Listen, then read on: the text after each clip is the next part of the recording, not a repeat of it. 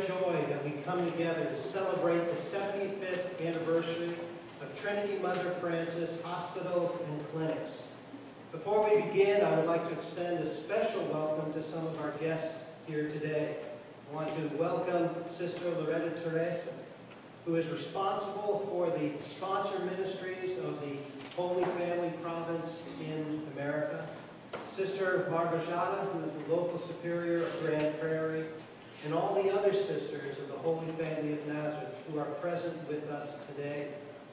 We also want to welcome David Brown, the author of Gone at 3:17, a historic book about the New London school disaster.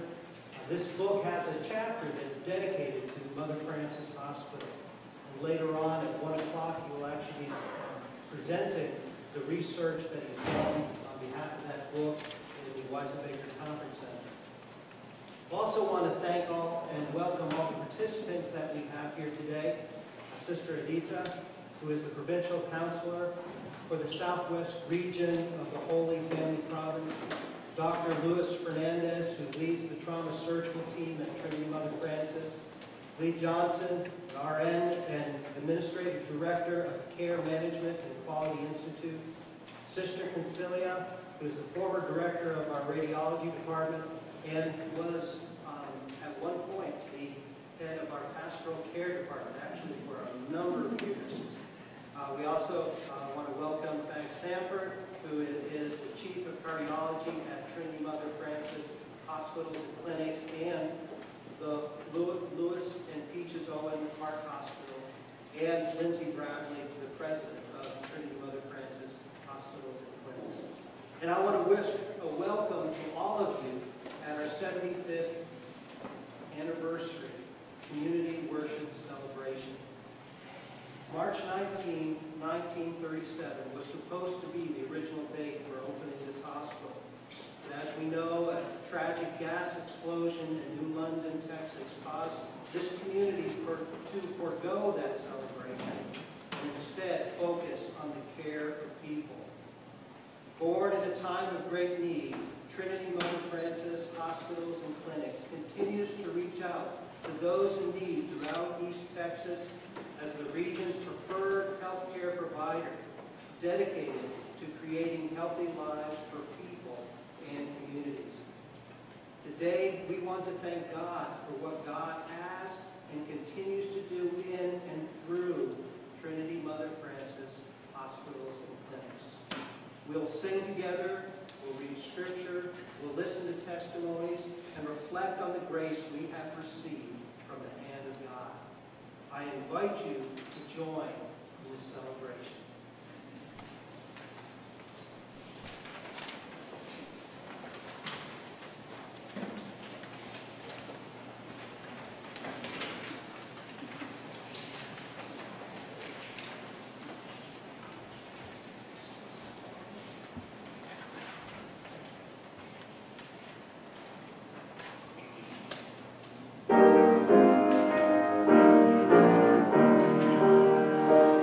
Now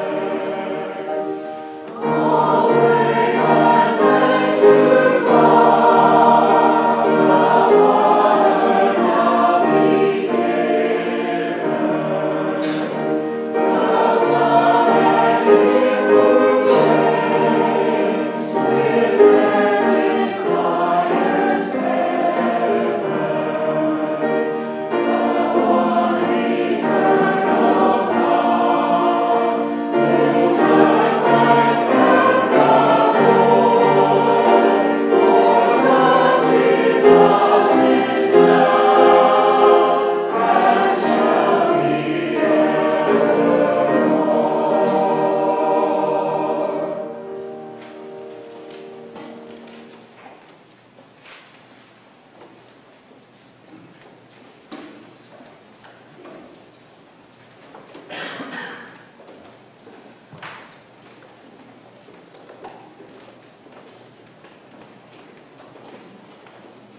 Lord, as we stand before you today and thank you for the graces of 75 years of your guiding presence for Mother Frances Hospital, we ask you to strengthen us in our determination to continue serving you in those who come to us, while we work together on building a future full of hope to those who are in need of your healing touch.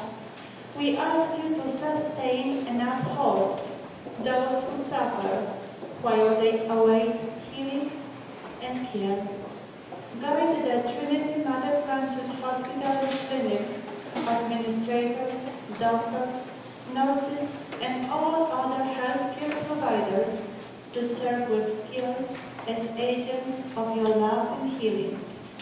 We ask you to bestow upon us your grace to continue guiding us in using our hearts and hands, voices and vision to provide the healthcare ministry that is needed, and thus to build the kingdom of your loving and healing presence.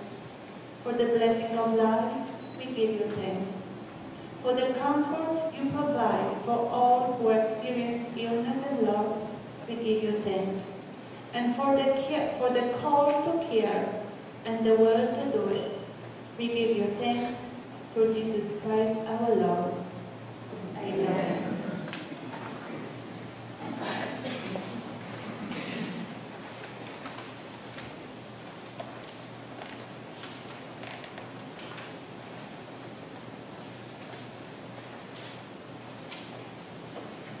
We are privileged at this time to hear testimonies of God's grace and ministry in and through this hospital and clinics. I ask Dr. Fernandez and Lee Johnson to come and share.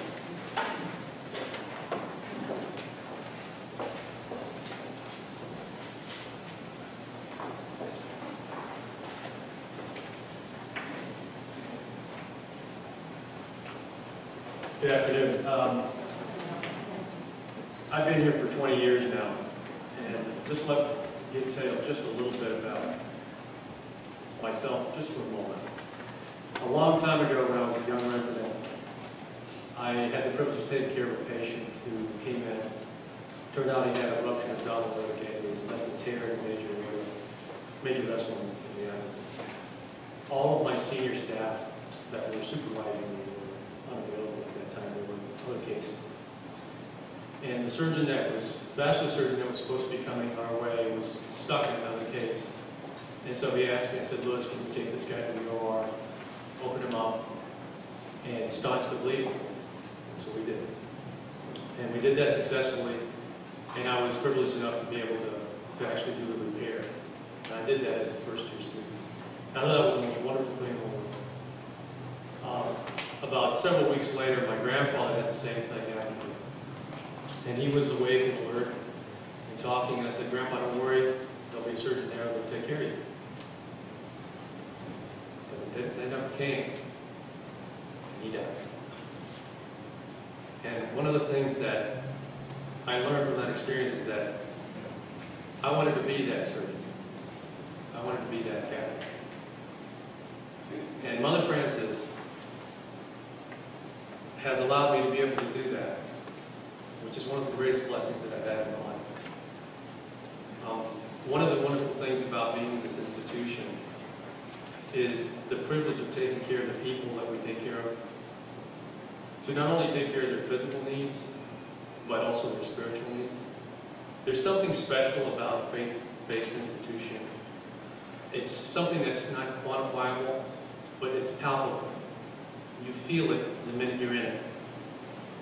And a lot of it is because of you, of the people here, because of the spiritual guidance that we have from the sisters of Nazareth, because of the temporal guidance that we have from our administrative staff, because of the privilege that I have to work with some of the best doctors in the nation in this institution. My last 20 years here have been a godsend. And hopefully, God willing, I'll be able to provide some more time here as well. If not taking care of patients, at least interacting with folks like yourself. We have a wonderful institution. It proved itself when it needed to be in a time of crisis. Crises come and go, and they vary in sizes, and we'll meet other challenges in the future, but with the commitment that this hospital has had and continues to have and will have, Mother Frances will always be an important, essential element of what makes East Texas great, what makes medicine such a fulfilling career, and what makes my faith so strong.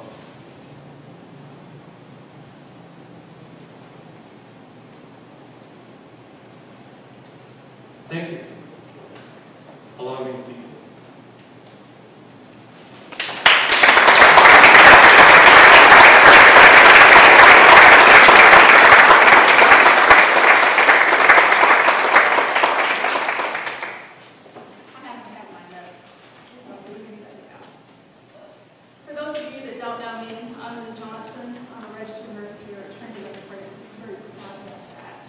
I've worked here for 40 years.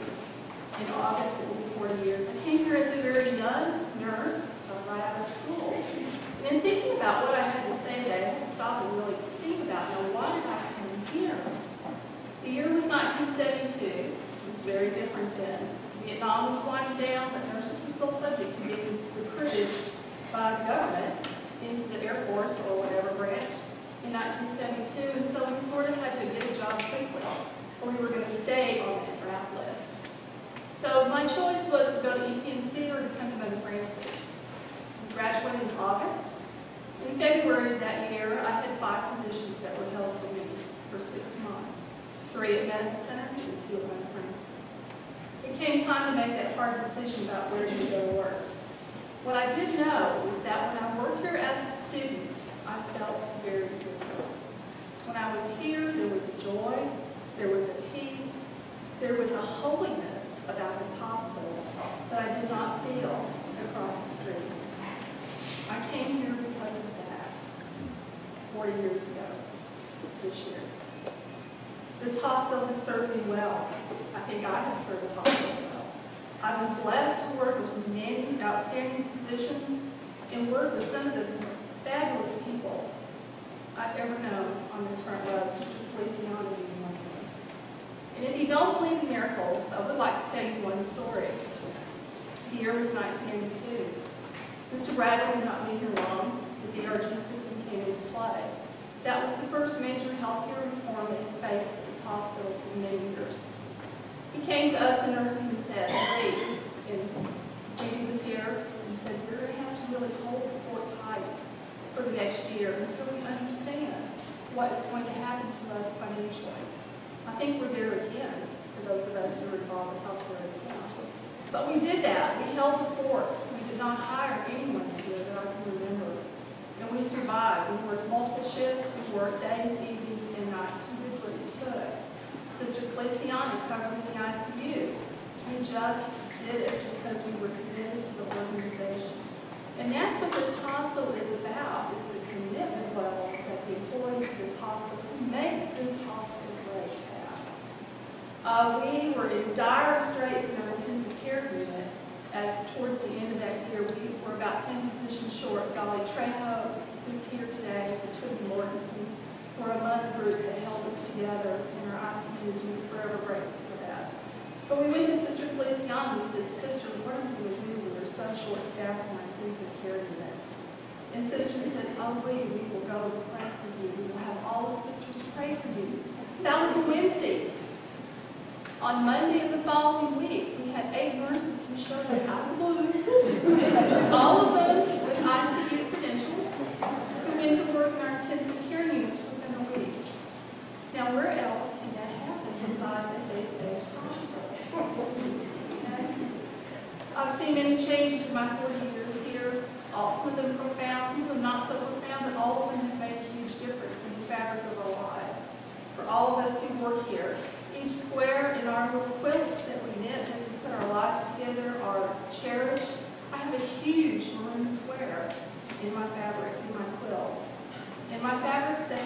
feel together is my faith. If this was not a faith-based organization, I doubt seriously that I would be here today after 40 years. Okay? So this is a special place. I hope all of you understand how special we are. We are forever indebted to our sisters who allow us to work in your house. I've always understood that this is your house, and we are privileged to be here. I'm privileged to have been here to see the first open heart patient survive on my unit. To see so many changes that we have made here, it's just phenomenal. The day that the very first cardiac cath was done here, unbeknownst to Dr. Sanford, there was a whisper around the organization, are they finished and how did it go? Everyone in this organization was committed to it. And we were on the surgical floor, so gee, how did that happen? But this has been an outstanding organization. We are committed to all the right things. And Mother Frances will be forever a part of my quilt, fabric of my life. And yes, I do bleed maroon. I've had a couple friends who worked at other hospitals, and they just say, well, Johnson, you bleed maroon. And I do. And I'm not mad. Many Mother Frances employees forever. Thank you.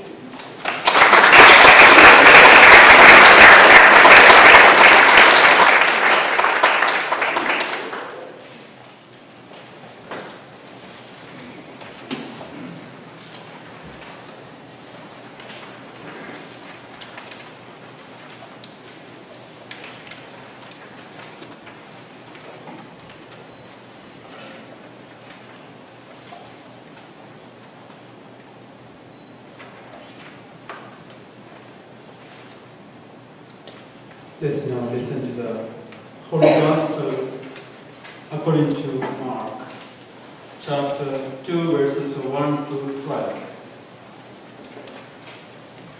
When Jesus returned to Capernaum after some days, it became known that he was at home. Many gathered so that there was no longer room for them, not even around the door, and he preached the word to them. They came bringing to him a paralytic carried by 4 men. Unable to get near Jesus because of the crowd, they opened up the roof above him. After they had broken through, they let down the mat on which the paralytic was lying. When Jesus saw their faith, he said to the paralytic, "Child, your sins are forgiven." Now some of the scribes were sitting there asking themselves, "Why does this man speak that way? He is blaspheming. Who but God alone can forgive sins?" Jesus immediately knew in his mind what they were thinking to themselves, so he said, "Why are you thinking such things in your hearts? Which is easier, to say to the paralytic, 'Your sins are forgiven,' or to say, 'Rise, pick up your mat and walk'? But that you may know that the Son of Man has authority to forgive sins on earth," he said to the paralytic, "I say to you, rise, pick up your mat, and go home." He rose, picked up his mat at once, and went away in the sight of everyone. They were all astounded and glorified God, saying, "We have never seen anything like this." The Gospel of the Lord. Praise the Lord Jesus Christ.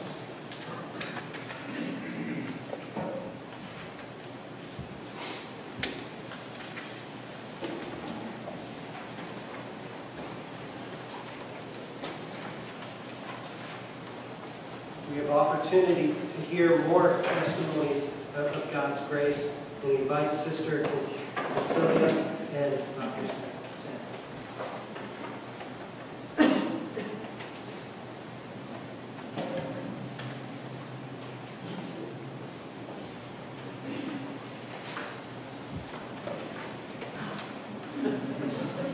I have a vivid and joyful memory of the warm welcome I received from the staff at Mother Frances Hospital in 1955. That's a long time ago.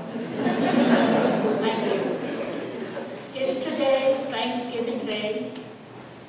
Thanksgiving is a time to give thanks for the many things that we sometimes take for granted. During this time, we are especially drawn to thoughts of gratitude as we now approach the 75th anniversary of Mother Frances Hospital. It is comforting to know that gratitude is one of the oldest human traits. It's only because two of the nicest words in the language are thank you. They are also one of the most beautiful prayers. Thank you, Lord.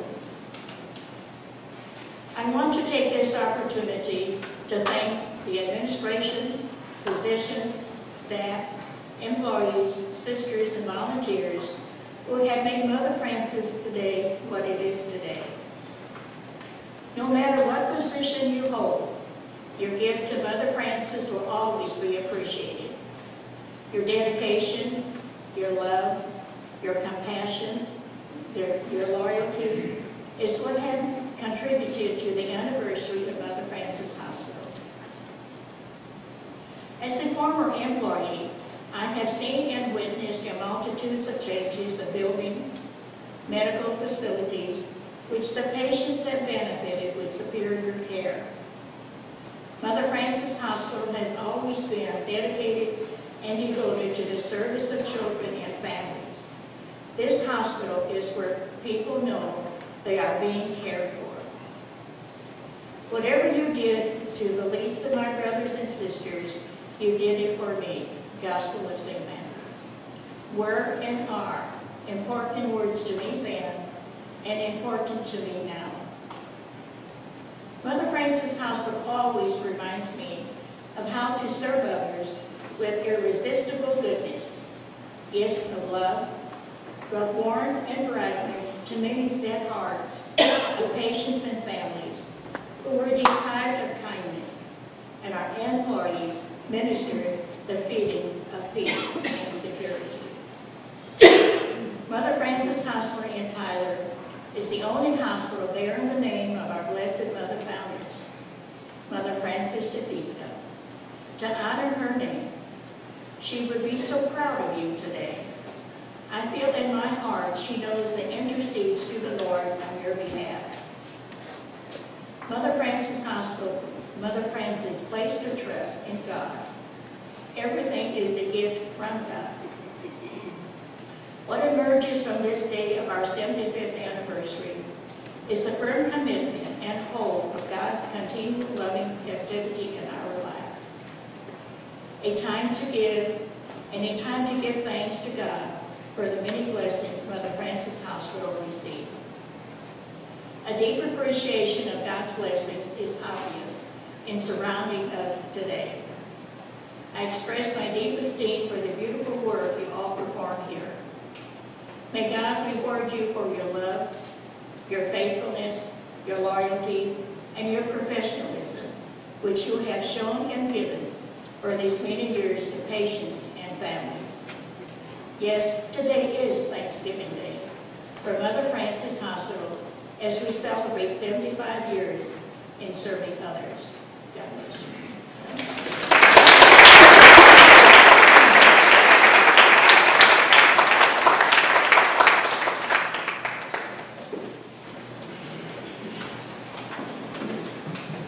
It's such a great privilege and honor to be allowed to stand here today in the presence of so many wonderful people as part of this wonderful healthcare system that is Mother Frances Hospital. I didn't know we were going to have such a strong contingent of sisters from Grand Prairie here, and that makes this especially meaningful to some of us who had the privilege of working with some of these remarkable people, because that was the context I wanted to speak in. I came here 30 years ago, 1982, was asked to participate in helping to, quote, start a heart program. We really had a heart program when I got here. We had a coronary care unit that was one of the first in the country, certainly the first in this part of the region in there. And it was started by a woman of remarkable vision and a woman of remarkable skill, Sister Mary Feliciano, who's with us today.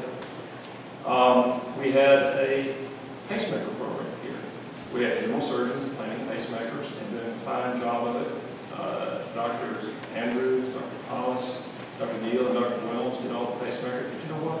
She didn't have a clue of what really went on electronically with that pacemaker. One person did, who ran the pacemaker program and who really did implants, did the post-operative follow-up, did the outpatient follow-up. That was Sister Mary Feliciano. We had a advanced cardiac monitoring system here. It consisted of a cart about the size of this table that we would roll around in the patient's rooms with this tiny little yellow-green oscilloscope on it that had a heartbeat living across it. That was our monitor. They were these giant computer systems in there. But we had one person who had the skill to that monitoring system and to help us interpret what it meant, and that was Sister Feliciano. We had a nursing education program here, and in the era before there were nurse educators who taught in a generation, multiple generations of critical care nurses. And again, guess who the person was that did it? Sister Feliciano. The bottom line is we didn't start a heart program here. We were privileged to help build on a pre-existing and superb cardiovascular program here. We may have gotten the opportunity to introduce more technology, cardiac cath, cardiac surgery, all the wonderful things that we can now do through the grace of God and through the blessings of technology. But really, those lessons, those skills, those tools are all built on the foundations that already existed here. A foundation of service, a foundation of clinical excellence, a foundation of education, and guess what? Even a technology geek who actually understood pacemakers and understood what it meant to deal with this, at the time, very, very sophisticated technology. You know, it's said that we stand on the shoulders of giants in there. I think we stand on the shoulders of a remarkable generation of sisters who really provided the nursing care, the excellence, the sophistication, but also the compassion and the commitment to service that represents everything good about this hospital and about this health system. So she may be bowed years and maybe the shortest statured giant I know today, but I just want to pay special tribute to the person I think embodied everything about Mother Francis Hospital that is great, and that's this remarkable woman, Sister Feliciano.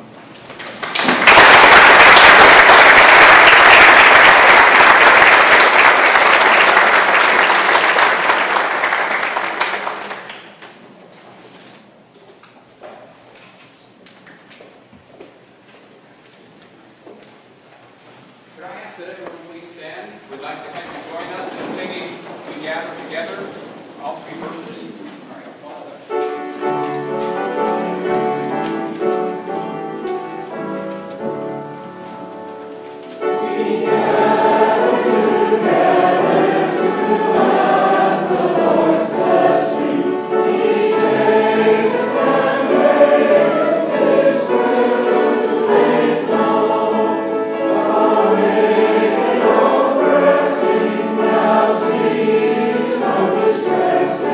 Sing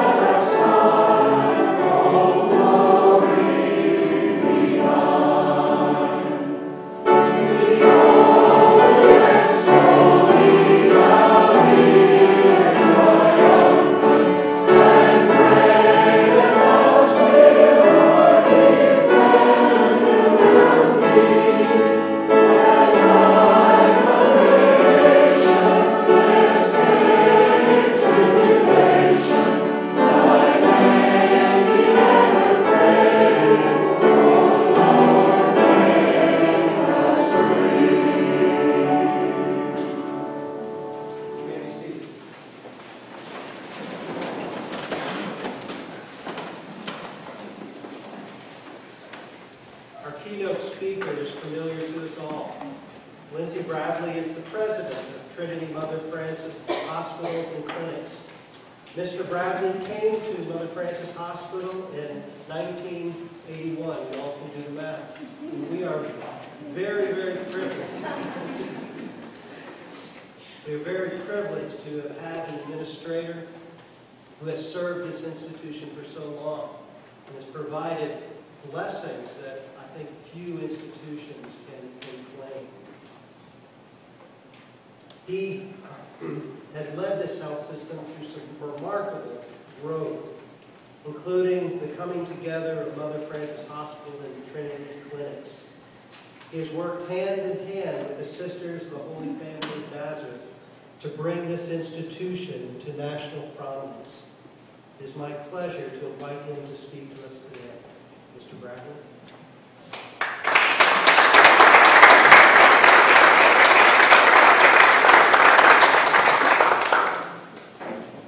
Good afternoon. I feel like I was talking with our sisters and I said, it's such a joy to see so many friends from so many years. And she said it's like a reunion, and so it really is. It's so delightful to see so many friends that I've worked with through all these years, and they're here to help us celebrate and remember. I want to challenge us to think for a moment what it might have been like in March of 1937 when there was a lot of excitement in the air about the new Mother Frances Hospital. I'm not in the oil and gas business, but you know the East Texas oil field was booming and people were coming from all over, and it was a growth time. But you know, there were no hospitals. There were doctors' clinics that had a few beds here and there, but the idea of a modern hospital being built in Tyler, Texas, March 1937. I won't go into the story of how the Sisters of the Holy Family of Nazareth ended up in East Texas, but all I can say is it took an awful lot of courage for them to come from Chicago to Tyler, Texas in 1937. A lot of courage. But the excitement was in the air. I had a talk about sort of blessings that come when you're not looking for it. Friday morning, Ben and Elizabeth Sutton, who are wonderful friends of this organization, stopped and dropped something off at my office, and you won't be able to see all of it, but it's such a treasure and maybe so appropriate for our 75th anniversary. This is the Sunday Tyler paper dated March 14, 1937. You can see the pictures of the physicians, and I have had the privilege of knowing quite a number of them. And there's stories in here about who Mother Frances was and how her name came to be on this organization, and pictures of the facilities that were tremendous at the time. And it's kind of funny just to see the little hospital building sitting up on the hill all by itself. One of the little articles said how much that little building cost. $266,000. Can you imagine? As they say, times have changed. But anyway, so it helps us remember how exciting this was for this community. What a blessing Mother Frances Hospital was to be from that day forward in the service of the sisters. And then we all know what happened just a few days after this newspaper, the tragedy in New London, and the dedication and the beginning of Mother Frances Hospital has been tied forever in history with that tragedy. And I've looked back, and we know that the dignitaries were coming the next day for the dedication, the formal dedication and opening of Mother Frances Hospital. And that was not to be because of the staff and physicians and people pouring in here to help the injured from that terrible school explosion. And I don't have the exact quote on this, but I think it's appropriate. The Bishop of Dallas was to be here to help in the celebration, and someone was saying, well, it's too bad that the dedication couldn't be held.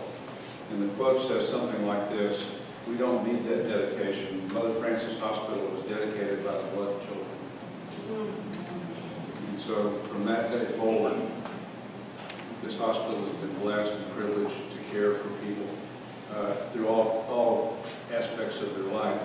And what's interesting to see is if you look around in our campus, you can see the sepia tone photographs. This is 1937, 1947, 1965 when was the building complex when I got here, and then all the things that have changed. And so we do know change comes. The pictures of the sisters with the patients in the iron lung. There were still 3 patients coming to Mother Frances Hospital who were confined to iron lungs. I remember their names. And then when the last one passed away, we donated the iron lung to the Discovery Science Place for children so they could have some understanding of that time of our lives.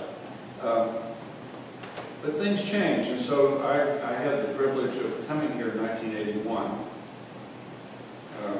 Quite frankly, I thought I'd be here 3 or 4 years. That wasn't to be, and thank God for that. I do tell this story, and I know those of you who heard me say they're tired of it, but I think it's still appropriate. One of the board members was Mr. Royce Weisenbaker Sr. in the Weisenbaker Conference Center, and Royce was a tremendous philanthropist. He was a Presbyterian, his wife was a Catholic, and so he supported both the Presbyterian Church, but also the Catholic Church, the Catholic schools, and was a board member of Mother Frances Hospital. And I came and interviewed with him. He was one of the most powerful businessmen and politicians in the state of Texas. He was one of those 3 or 4 people at the time, if you were a Democrat and wanted to be the governor of Texas, one of the stops you had to make was in his office to get his blessing if you wanted that. So he was a very powerful man. And he had a habit of kind of talking and looking over the top of his glasses at you. And so I've never forgotten, at the end of my interview, he said, Mr. Bradley, I want you to remember one thing about this hospital. It's got a lot of good things about it, but what makes it different is the sisters.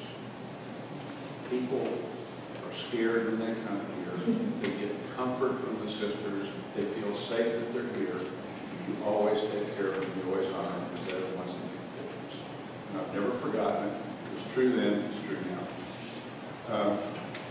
So time goes on, as you've heard stories of opening the Heart Hospital and the commitment that this organization made to join with the physicians of Trinity Clinic in a different way, continuing to work with physicians that were practicing medicine in the community, but the special way that we came together with those physicians to try to adapt to the next big change in healthcare that was coming. Lee talked about the DRGs. Well, we all knew that HMOs were coming, and we were going to be paid for our services in a different way. And we said, how in the world can we make that change when administrators and nurses can change maybe this much of the cost equation and how we take care of patients, but we need physicians. And so we found a way that we could sit around the same table with our physicians and start trying to plan for care. Well, we got a little bit of capitation, but not a lot left. But what stayed was the commitment that we made to working with the physicians in our community in a whole other way. And what we learned was that this idea of integrated care and coordinated care really brought something special and unique to our patients. And we've learned our lessons, many of them the hard way, but we've learned a lot, and we're really a lot better at it. And you'll see in a minute how I think all this ties together. I'm sorry, I was going to tell you one little anecdote, and I'm going to go back and tell it myself. In 1981, I've got to tell you this, because it's kind of embarrassing. I got an offer letter to come here. It was signed by Sister Nesta, who's one of my best friends forever. She's lovely. And so she wrote this letter on behalf of the board and the organization offering me the position of administrator of Mother Frances Hospital. And so I wrote an acceptance letter, and I thought it was very gracious, and I was excited. And then I'd been here about 6 months, and she handed me my letter that I'd written to her back. But like in grade school, if you made a mistake, she figured it out.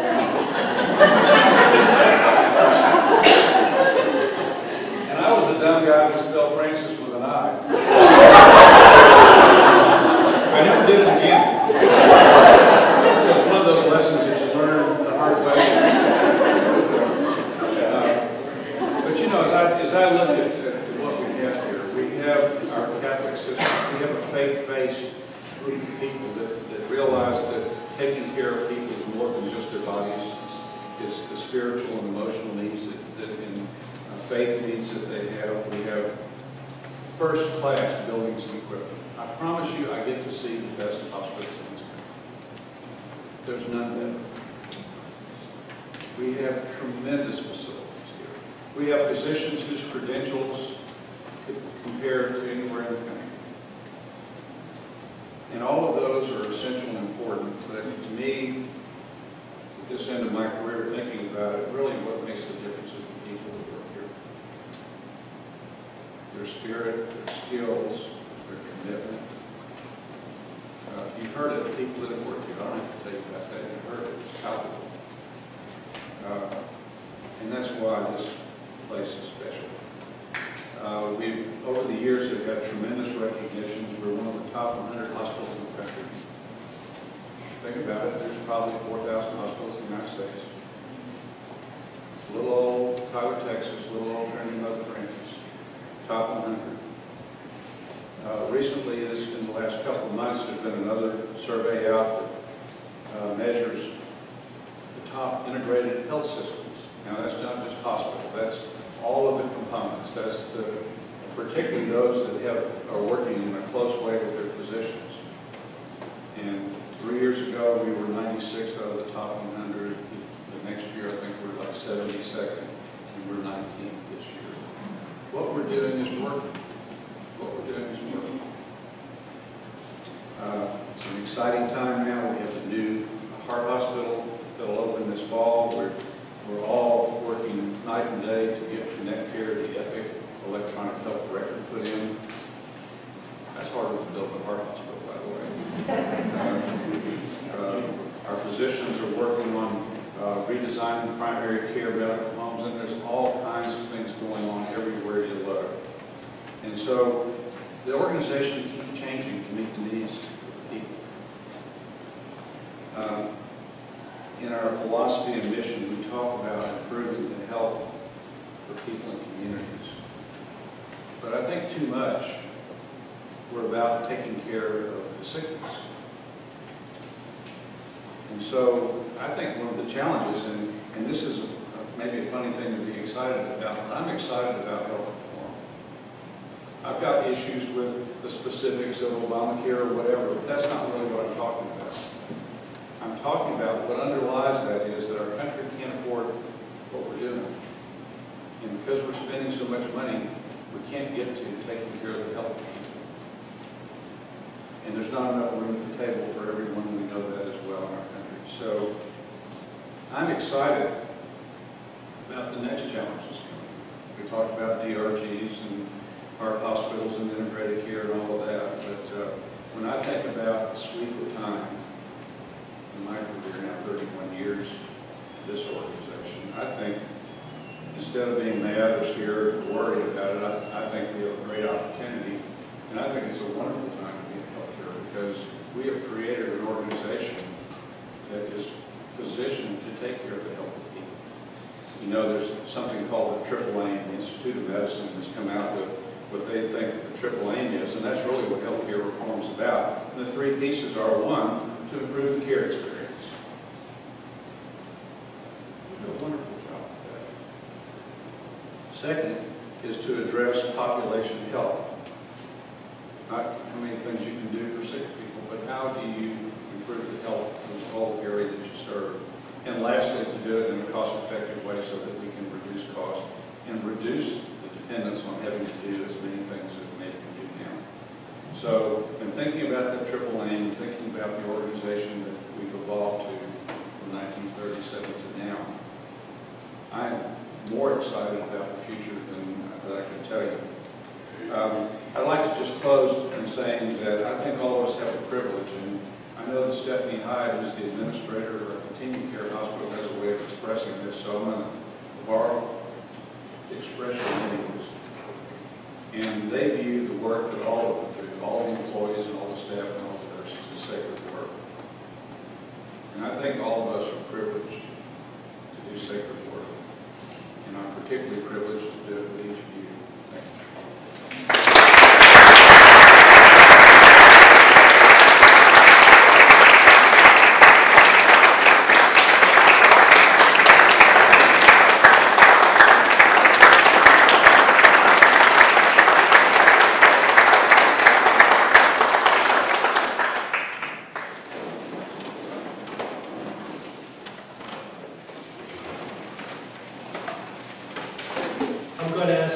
rise once again.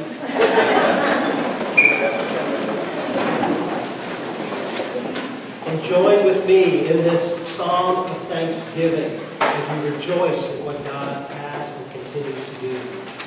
Give thanks to the Lord, for he is good. His love endures forever. Give thanks to the God of gods. His love endures forever. Give thanks to the Lord of lords. His love endures forever. To him who alone does great wonders. His love endures forever. Who by his understanding made the heavens. His love endures forever.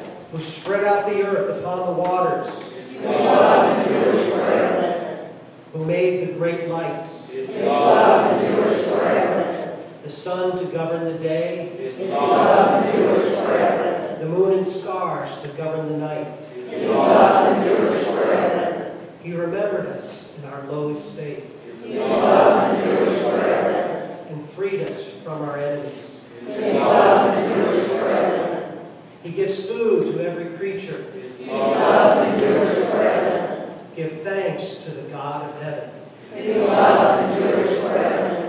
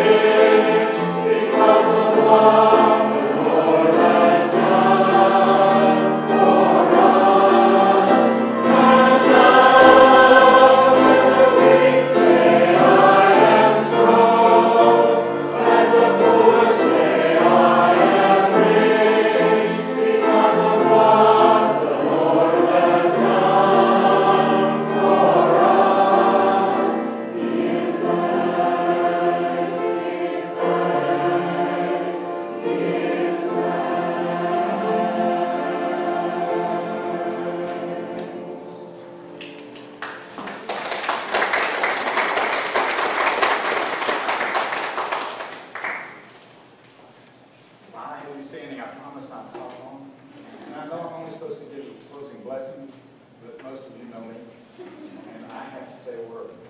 And that word is, I've worked in healthcare as a minister for 35 years. Not quite as far as leads ministry for a lot longer than that. And I've worked in hospitals all over the United States, from Denver, Colorado to North Carolina, from Kentucky and Indiana and Ohio to New Orleans and here in Texas, in 2 different places in Texas. I've worked in lots of places. Some of them have been faith-based, some of them have been secular institutions, but this is the place where I want to be, more than any place I've been throughout my career. And it is because of 3 things. The sisters who have welcomed me and made me a part of their family. The administrators, all of them, who have had a hand in making sure this institution stood to face whatever challenges came before it as it moved into its future. But mostly, just as Mr. Bradley said, because of you who work here.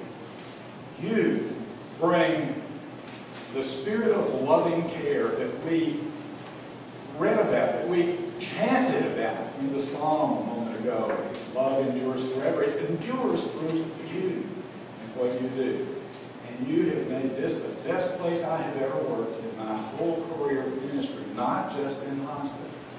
That includes local churches. So thank you. And now receive His blessing. May God's love go with you this day, enabling you to share that love with every person you meet, with every patient who is yours, with every family member of those patients, and with your colleagues who work with you, and with our community as a whole. That is who we are. Go in peace and go with God. Amen. We do invite all of you to a reception at the Weisenbaker Conference Center, so if you'd like to join